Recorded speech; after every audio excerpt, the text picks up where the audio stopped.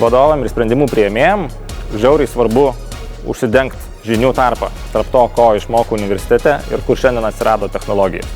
Mums visą laiką reikia vytis, nereikia būti technologijų ekspertais, bet reikia suprasti, kokius sprendimus ir kaip priimti, kad kuo geriau vesti savo organizaciją į priekį. Todėl susitiksim dar už metų ir kartosim, aiškinsimės, kas naujo įvyko, kas naujo buvo sukurta. Such event is definitely a must-have at least once a year to create this platform for this conversation to happen.